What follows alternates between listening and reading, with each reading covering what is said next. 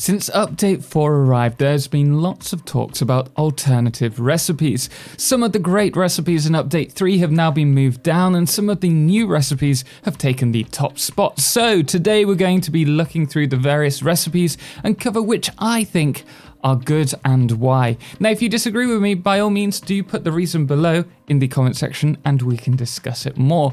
So let's jump in with tiers 1 and 2. There are 4 recipes that really stand out to me. The first one is casted screws.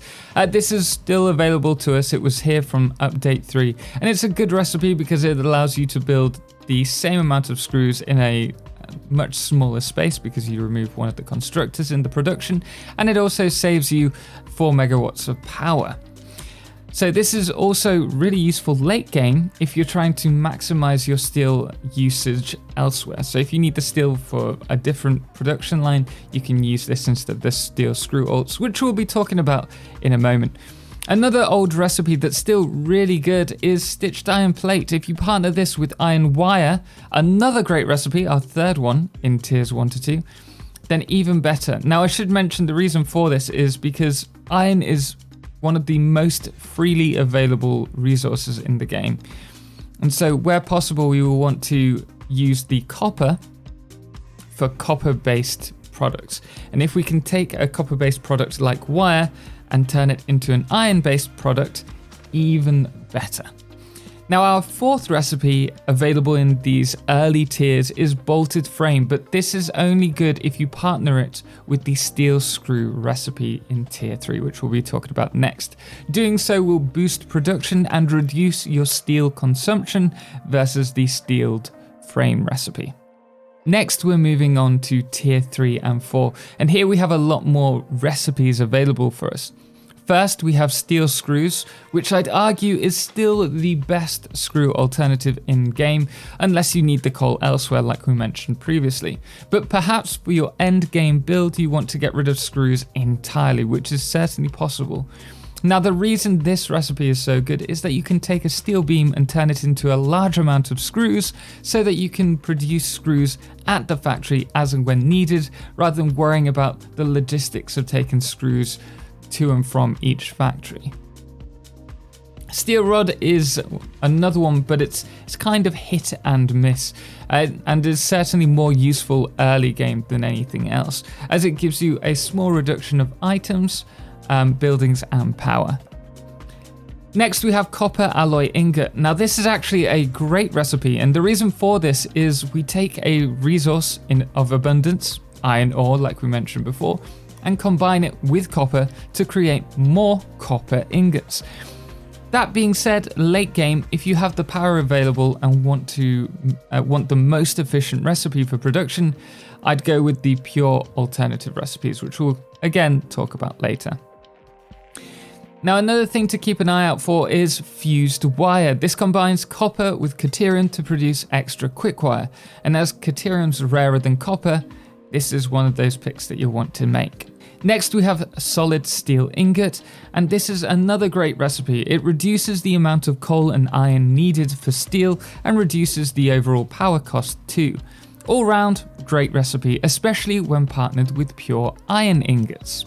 Moving up the tier slightly, so this one's a tier 4 one, is encased industrial pipes. Now these reduce the price to produce encased industrial beams, but they do slow down the production from 6 per minute to 4, so it's a bit of a trade-off there. We then have steel rotor. Now this is one of my favorite ones.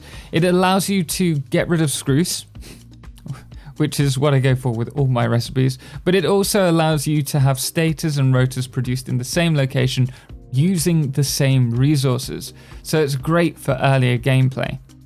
We then have the steeled frame. Now this is great if you want to remove screws from your production chain, but if you're wanting a recipe that's best suited for production, then go with the bolted frame along with steel screws. That will actually save you more steel than this one. We're now moving on to tiers 5 and 6, and everything starts to get a little bit more exciting here. First off, we have all the recipes that combine with water with a given material to produce extra. So for example, this is the pure iron, the pure copper, the steamed copper sheets, and wet concrete, and any others that combine. an ingredient with water to produce more of that said ingredient. Water is just as abundant as iron, so if you're looking to maximize your build, do take these. Just bear in mind that because you're using refineries, you're going to need a lot more power available. We then have heavy encased frames. Now these are also great all around at this stage. They reduce the items, the building and power usage, and while we're at it, we're also getting rid of screws completely at the same time. Also at this stage in the game, we have computers available to us, and the best one is Caterium Computers, as this reduces the amount of buildings and power required, similar to crystal computers, but exchanges the use of quartz for Caterium. Also, I should mention that this recipe and the crystal computer recipe can be used to remove plastic from the manufacturing process altogether, providing you have the silicon circuit board alternative recipe, which might be something that you want to do. So for that, silicon circuit board recipe is very good as well. Speaking of circuit boards, we also have the Caterium circuit board. Now, this is also a really good alternative to the silicon circuit board. However, it still requires oil to produce. So if you want to remove oil from your production line for computers, don't go with this one. Next, we have recycled plastic, recycled rubber, heavy oil residue, diluted packaged fuel. You get the picture. These are all great recipes if you want to maximize your crude oil's productivity. Everyone knows the 3 crude to 9 plastic line. If you spot these, take them. And yes, the diluted fuel alternative in the blender is more efficient, but that isn't available until later on. But if you do see the alternative recipe for the blender for the diluted fuel, then do go with it. Now, if you want to use turbo fuel, stick with the standard recipe and use alongside the diluted fuel alternate. As far as I know, you still need to unlock compacted coal first before you can unlock this recipe, so do keep an eye out for that one as well. Next, we have an optional recipe. This is Adhered Iron Plates. This is pretty good if you're tripling your plastic and your rubber production, but I'd still go with the stitched iron plate personally. And finally, we find ourselves at the late game with tiers 7 and 8. So first off, we have the Superstate Computer, which trades Caterium and quartz for sulfur and bauxite, allowing us to cut plastic from the chain entirely, which isn't bad. We then have the turbo pressure motor, and as it stands alone, this is the better recipe, reducing pretty much all resources, but it does use more nitrogen gas and bauxite. So this recipe could be dependent on whether you're trying to max out your plutonium recycling. So do keep an eye on this recipe. That being said, if you need nitrogen, go down the route of the turbo electric motor. And with that, you need to partner the heat exchanger and radio connection unit. That will actually work out slightly more efficient for you. We now have aluminium. So for aluminium ingots, go down the route of the Electrode aluminum scrap.